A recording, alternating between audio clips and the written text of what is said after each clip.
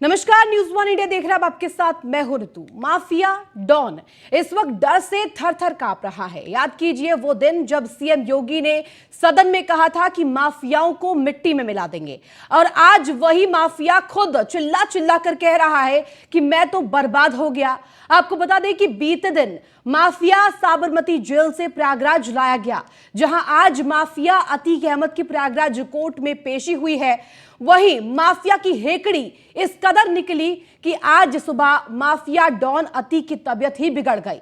डॉक्टरों ने अतीक अहमद का चेकअप किया तो पता चला कि अहमद का ब्लड प्रेशर काफी बढ़ा हुआ था। डॉन थर थर कांप रहा था, और इसी अतीक, आतंक और मिट्टी में माफिया से इस पूरे मसले पर चर्चा करेंगे कि आखिर इस तरह से माफिया को रुला देने से क्या संदेश राजनीतिक दलों को मिलता है जो कि आज तक इन्हें संरक्षण देते आए हैं, और क्या इससे बीजेपी के लिए निकाय के साथ साथ 2024 लोकसभा चुनाव का रास्ता साफ हो पाएगा।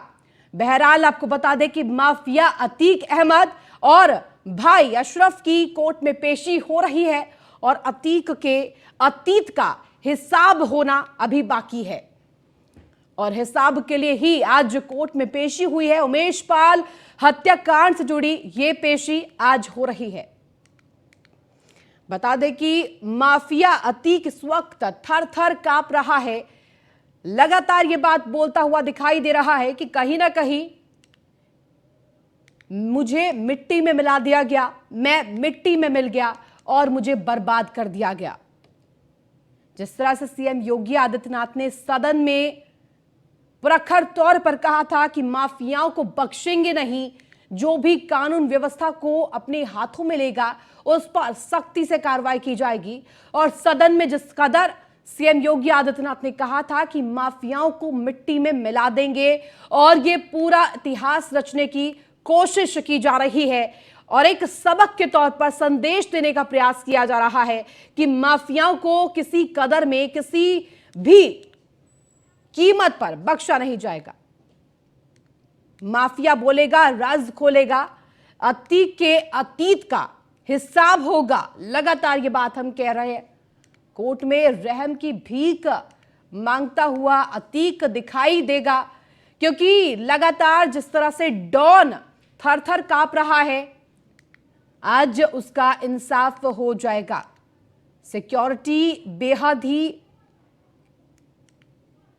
पुख्ता तौर पर की गई है, तस्वीरें आपके सामने हैं, और प्रयागराज कोर्ट में आज पेशी के लिए दोनों ही माफिया भाई पहुंचे हैं। और साबरमती टू प्रयागराज पार्ट 2, ये आप समझ सकते हैं कि किस तरह से लगातार परत दर परत मामले को लेकर अपडेट सामने आ रहा है, और माफिया के परिवार को किस तरह से संरक्षण दिया गया, इसको लेकर अब कार्रवाई की जा रही है।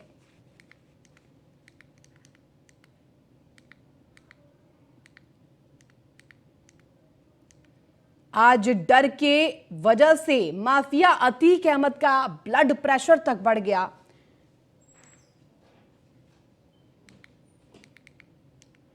और इस वक्त की बड़ी खबर आपको बता दें, मिट्टी में मिला अतीक का बेटा। इस वक्त की बड़ी खबर न्यूज़ वन इंडिया पर सबसे पहले आपके लिए लेकर आए हैं। मिट्टी में मिला अतीक का बेटा। इस वक्त की बड़ी खबर आपको बता दें, एक और जहां ये लगातार संभावना व्यक्त की जा रही थी और माफिया कहता हुआ दिखाई दिया था कि मुझे मिट्टी में मिला दिया है, और मिट्टी में मिलाने के इस पूरे क्रम में ये बड़ा अपडेट, अतीक के बेटे असद का इनकाउंटर हुआ है। न्यूज़ वन इंडिया पर इस वक्त की बड़ी खबर आपको बता रहे हैं, माफिया अतीक अहमद के बेटे का इनकाउंटर हो गया है। मिट्टी में मिला अतीक का बेटा और अतीक के बेटे असद का एनकाउंटर हुआ है। और ज्यादा जानकारी के साथ संवाददाता इसके बाजपेयी हमारे साथ फोन लाइन पर जुड़ गया। इसके देखिए, लगातार इसको लेकर प्रयास किया जा रहा था, तलाशी अभियान शुरू कर दिया गया था, इनाम की घोषणा की गई थी, और अब बड़ा अपडेट ये सामने आया कि अतीक के बेटे का एनकाउंटर हो गया है।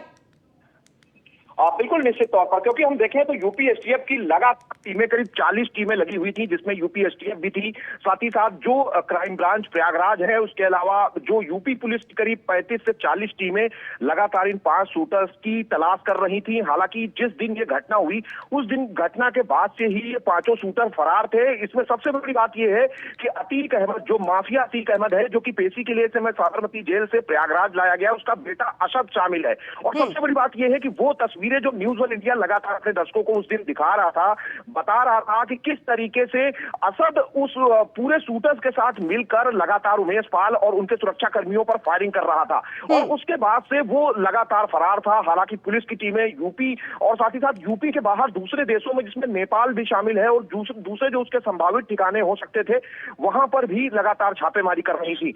ये मुठभेड़ उत्तर प्रदेश एसटीएफ के साथ में झांसी में हुई है, और जहां पर 2 यूपी एसटीएफ के अधिकारी हैं, जिसमें डिप्टी एसपी नवेंदु कुमार हैं, उसके अलावा एक और डिप्टी एसपी शामिल है।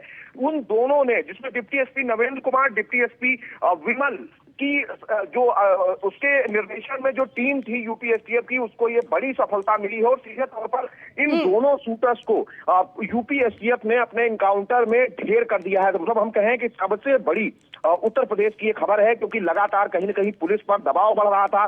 50,000 का इनाम घोषित किया गया था, उसको बढ़ाकर 1 लाख किया गया। फिर यूपी डीजीपी की तरफ से इस इनाम को बढ़ाकर 5 लाख रुपए किया गया था। और लगातार कहीं ना कहीं पुलिस इनको खोज रही थी, लेकिन बावजूद इसके इनका सुराग नहीं लग रहा था।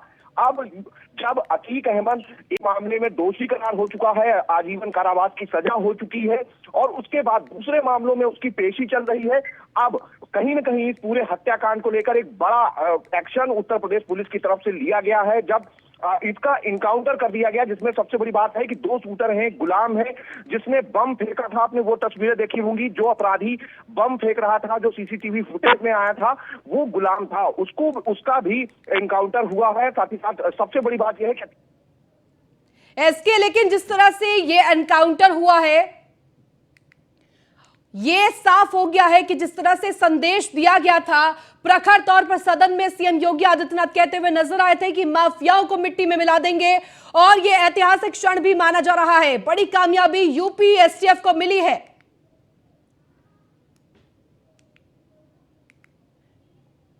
और ज्यादा जानकारी के साथ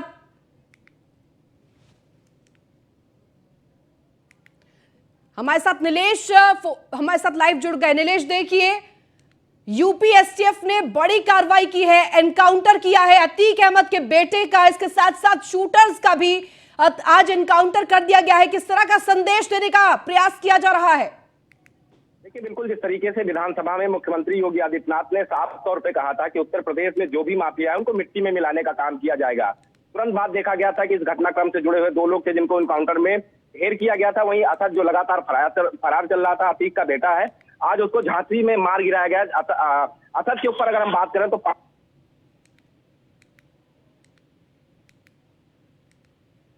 मुठभेड़ हुई है, तो मुठभेड़ में दोनों को मार गिराया गया है। दोनों के ऊपर 5 लाख रुपए का इनाम घोषित किया गया था। कहीं ना कहीं अगर हम देखें आज की इस मुठभेड़ की घटना को, तो एक बड़ा संदेश यूपी एसटीएफ की तरफ से देने का काम किया गया है।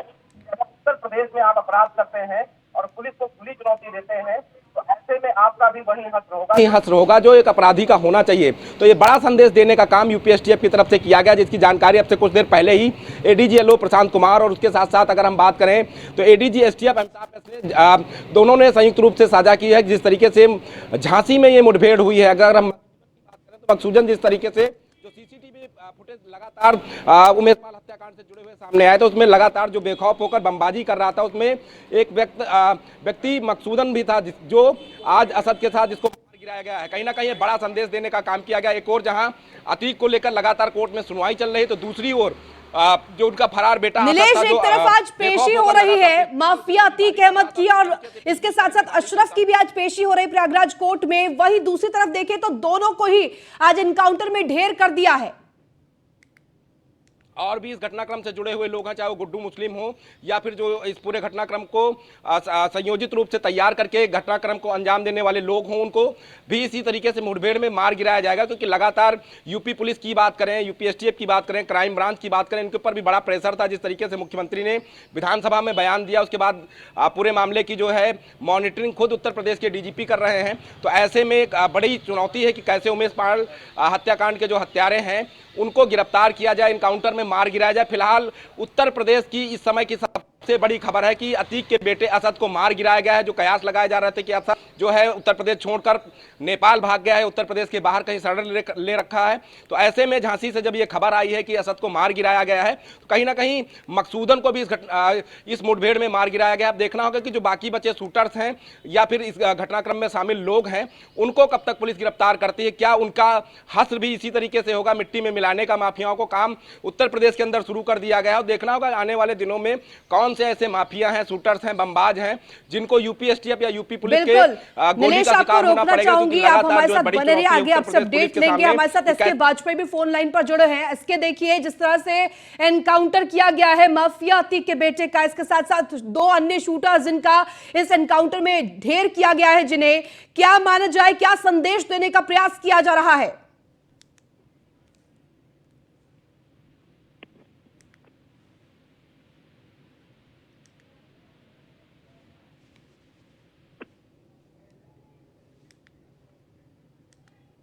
शायद हमारा संपर्क एसके से इस वक्त नहीं बन पा रहा, दोबारा से संपर्क साधेंगे।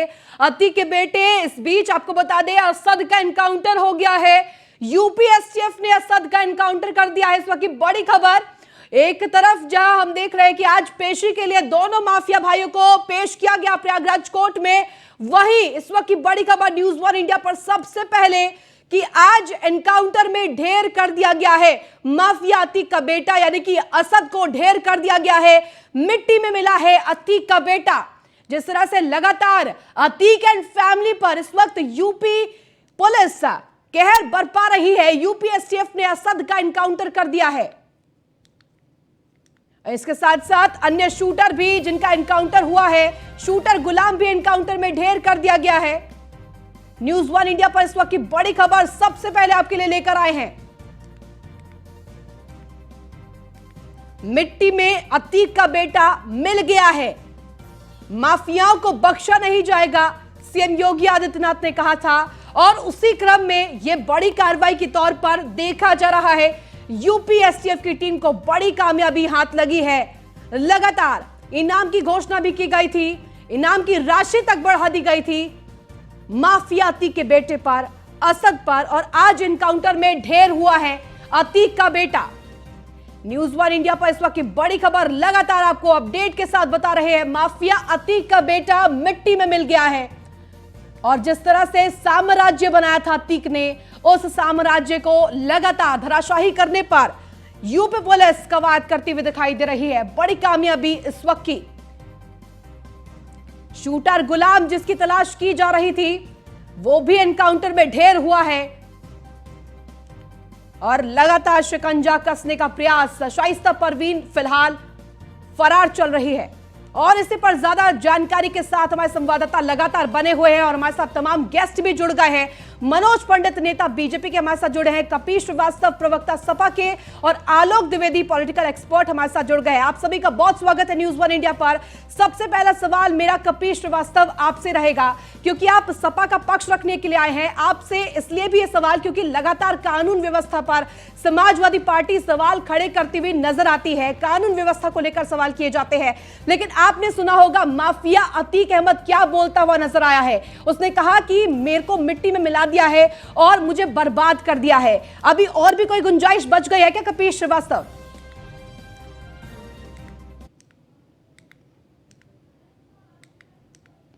शायद आवाज कपीश श्रीवास्तव तक नहीं पहुंच पा रही, दोबारा से संपर्क साधेंगे। इसी बीच मनोज पंडित भी हमारे साथ बने हुए हैं। मनोज, देखिए जिस तरह से ये बड़ी खबर सामने आई है, माफिया अतीक का बेटा मुठभेड़ के दौरान ढेर हुआ है, किस तरह का संदेश ये दिया गया है?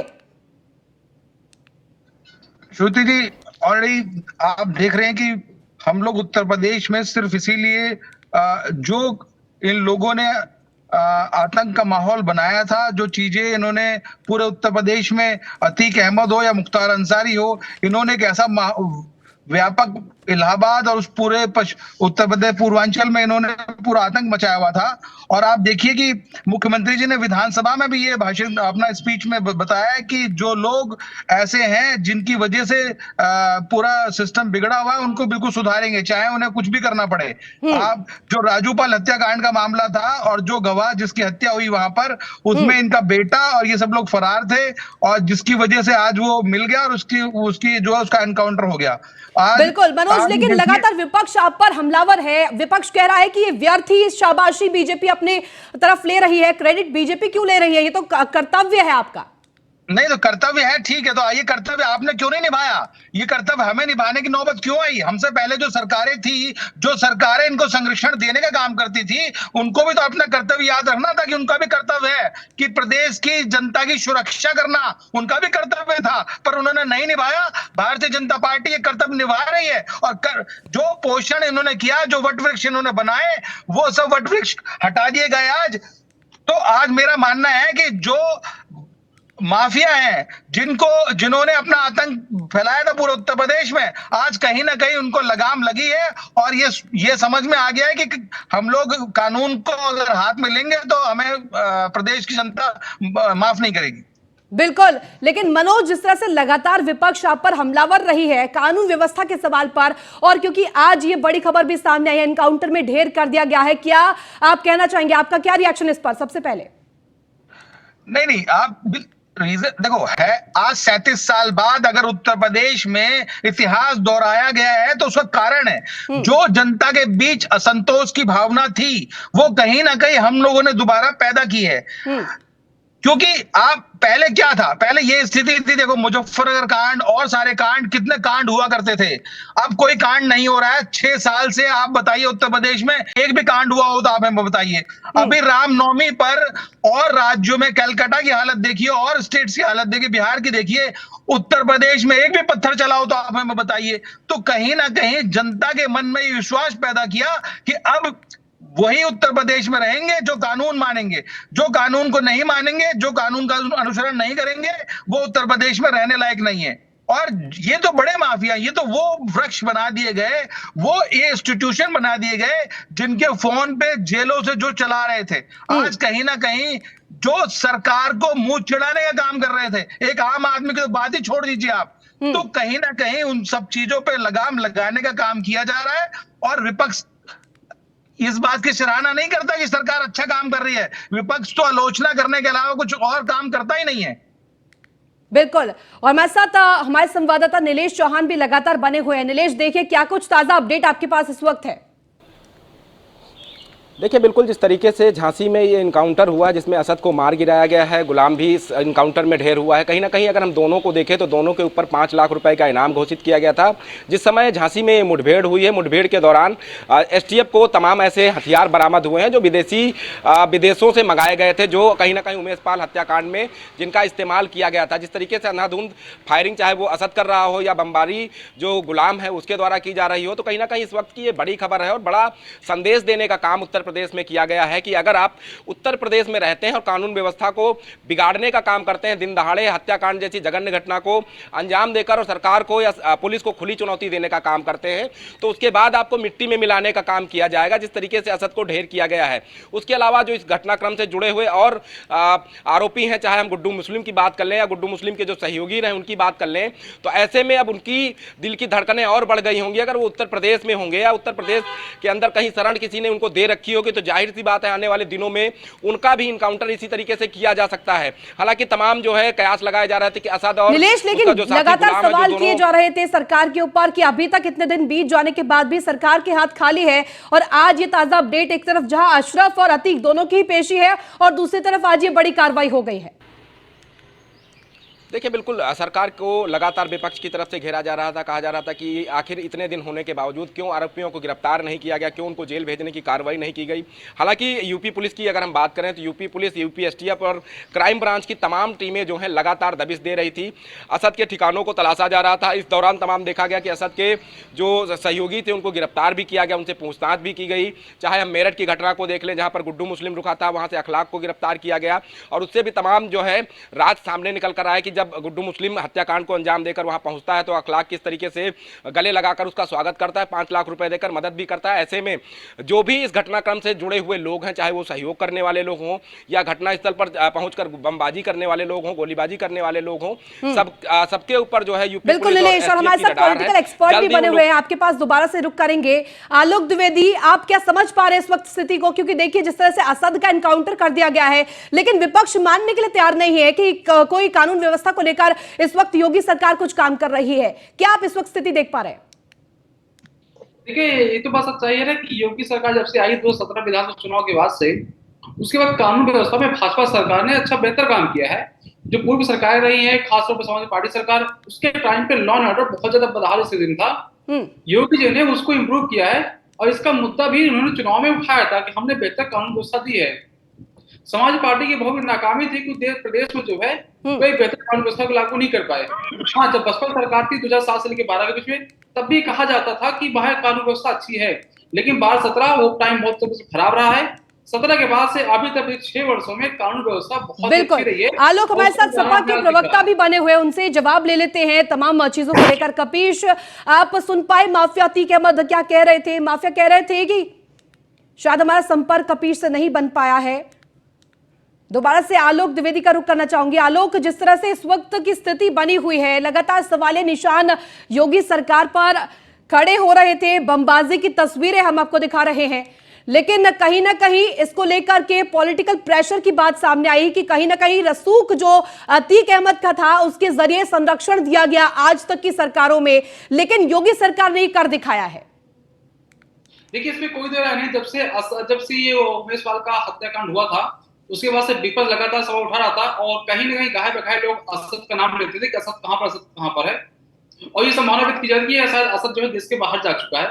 लेकिन आज झांसी जिस तरह से एसटीएफ ने उसको मार के गिराया है, इसकी तारीफ की जानी चाहिए और इसके लिए मैं बहुत धन्यवाद देता हूँ जो यूपी एसटीएफ की टीम है, तो बहुत काफी तारीफ काम किया है। कानून व्यवस्था बनाना इनका दायित्व है और उस पर ये लोग खड़े कर रहे हैं, इसके इनकी तारीफ की जानी चाहिए। और यही बात लॉ एंड ऑर्डर को अच्छी करना वो सरकार की जिम्मेदारी होती है और सरकार उसको अपनी जिम्मेदारी पूर्णता से निर्वहन कर रही है, इसके सरकार का भी आभार व्यक्त करना चाहिए। बिल्कुल, हमारे साथ सपा के प्रवक्ता कपीश श्रीवास्तव भी एक बार फिर से जुड़ गए हैं। कपीश, आप तक आवाज पहुंच रही मेरी?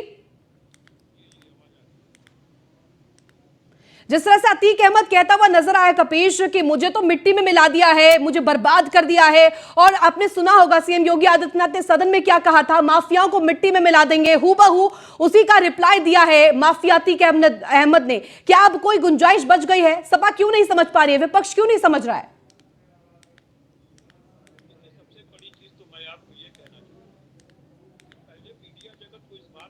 कपीश, शायद आप इस वक्त म्यूट है, अनम्यूट करेंगे तो शायद आवाज आ पाएगी।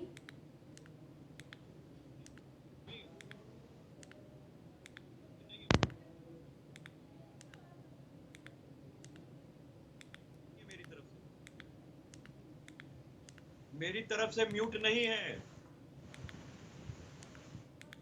जी बोलिए कपीश। आपको आवाज मेरी मिल रही है? जी जी बोलिए। मैं आपको ये कह रहा हूं कि मीडिया जगत को पहले इस चीज को समझ लेना चाहिए कि prevention is better than cure. जब एक माफिया, जिसको आप जान रहे हैं कि माफिया है, जिसको आप देवरिया जेल से हेलीकॉप्टर पे बैठा करके सूरत ले जा रहे हैं, और आपको ये खुद सोचना चाहिए कि उस माफिया को आप वहां पर जो है वीडियो कॉन्फ्रेंसिंग का अवसर दे रहे हैं, वो व्हाट्सएप। लेकिन कपीश, आप भी शासन में रहे हैं, उस वक्त क्यों नहीं याद आई इस प्रिवेंशन की, इस प्रिकॉशन की? उस वक्त क्यों नहीं याद आई? तो आपको सीधी बात कह रहा हूं कि 2018 में समाजवादी पार्टी के विरुद्ध उपचुनाव में अतीक अहमद भारतीय जनता पार्टी का उम्मीदवार था। ये तो इनसे पूछिए ना कि वो किसका है, और 5 करोड़ रुपए देने की बात नंद गोपाल नंदी को उन्होंने किया है। लेकिन आपने वीडियो कॉन्फ्रेंसिंग की बात की, लेकिन कपीश आप समझ सकते हैं कि न्यायालय का आदेश है, संरक्षण तो सपा ने ही दिया है ना, आप न्यायालय की बात को भी नहीं समझ पा रहे। न्यायालय ने कहा कि फिजिकल अपीयरेंस होनी चाहिए, आप उसको भी नहीं समझ पा रहे। नहीं, वो वीडियो कॉन्फ्रेंसिंग की बात मैं नहीं कह रहा हूँ रितु जी।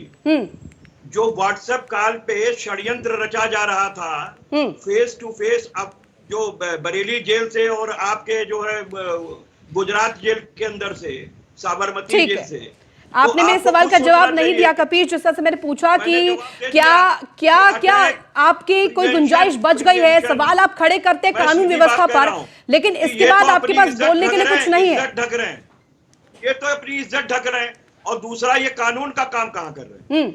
ये दोषी सिद्ध करा करके फांसी तो चढ़ा नहीं रहे हैं, आप असल मुलजिम को बचाने के लिए बीच की कड़ी को समाप्त कर दे रहे हैं। क्योंकि मैं एक लॉयर भी हूं, इसलिए इस बात को जानता हूं कि किसी केस की चेन कैसे जोड़ी जाती है।